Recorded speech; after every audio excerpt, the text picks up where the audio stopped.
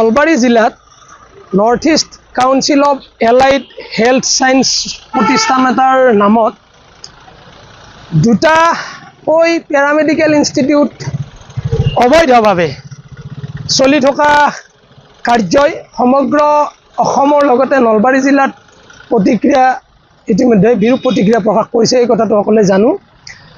আজি আমি সদৌ নলবাৰী জিলা ছাত্ৰ সন্থাৰ তৰফৰ পৰা সন্মানীয় আয়ুক্ত মহোদয়ক এখন স্মাৰক পত্ৰ প্ৰদান কৰিছোঁ আৰু এই নলবাৰী শান্তিপুৰ আৰু চামতাস্থিত যি পেৰামেডিকেল প্ৰতিষ্ঠান শৈক্ষিক প্ৰতিষ্ঠান এই প্ৰতিষ্ঠান দুয়োখনৰ প্ৰায় 300ৰো অধিক ছাত্ৰ ছাত্ৰীয়ে এতিয়া তেওঁলোকৰ ভৱিষ্যতৰ জীৱনক লৈ এটা সন্দিহান এটা পৰিৱেশৰ মাজত থাকিবলগীয়া হৈছে।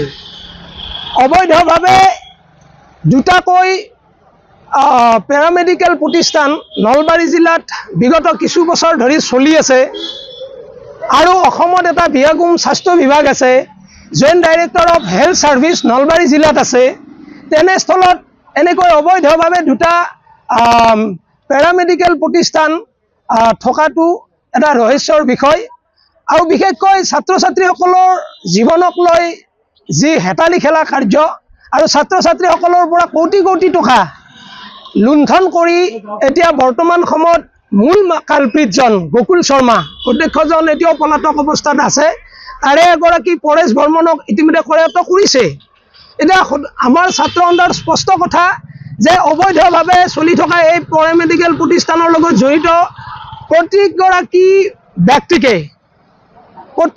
ব্যক্তিকে অতি কম সময়ৰ ভিতৰত আৰক্ষীয়ে গ্ৰেপ্তাৰ কৰিব লাগিব, গ্ৰেপ্তাৰ কৰি দৃষ্টান্তমূলক শাস্তি প্ৰদান কৰিব লাগিব। তাৰ সমান্তৰালভাৱে এই যে ছাত্ৰ ছাত্ৰীসকলৰ জীৱনক লৈ হেতালি খেলা হ'ল, তেওঁলোকৰ যে দুটাকৈ বছৰ শিক্ষাবৰ্ষ তেওঁলোকৰ নষ্ট হৈ গ'ল, তাৰ ক্ষতিপূৰণ কোনে দিব?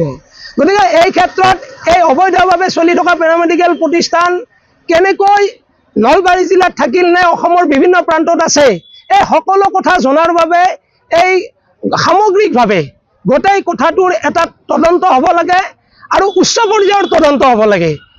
আমাৰ দাবী যে মুখ্যমন্ত্ৰীয়ে হস্তক্ষেপ কৰি বিষয়টোৰ উচ্চ তদন্ত কৰক আৰু তাৰ সমান্তৰালভাৱে আমি আজি জিলা উপায়ুক্ত আয়ুক্তগৰাকীৰ সৈতে কথা পাতিলোঁ আৰু মূল দোষী অতি শীঘ্ৰে কৰায়ত্ব কৰাৰ কাৰণে আমি দাবী উত্থাপন কৰিছোঁ, যাতে ছাত্ৰ ছাত্ৰীসকলৰ জীৱনক লৈ হেতালি খেলা নহয়, তেওঁলোকৰ শৈক্ষিক বৰ্ষ যাতে অথলে নাযায়, তাৰ বাবে জিলা প্ৰশাসনক যথোপযুক্ত ব্যৱস্থা গ্ৰহণ কৰাৰ কাৰণে আমি দাবী উত্থাপন কৰিছোঁ।